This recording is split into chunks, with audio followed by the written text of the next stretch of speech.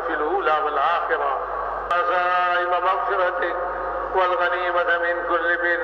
والسلامة من كل إثم لا تدع لنا ذنبا إلا غفرته يا أرحم الراحمين لا পাক সাফ দিল বানায় দেন আমাদেরকে আল্লাহ ইমানি গুণাবলী আমাদেরকে নসিব করে দেন আল্লাহ ইমানের সঙ্গে মওত নসিব করে দেন আল্লাহ বেঈমানি মওত থেকে হেফাজত করেন আল্লাহ বেঈমানি মওত থেকে হেফাজত করেন সমস্ত কাজ আমাদের সুন্নত মোতাবেক করে দেন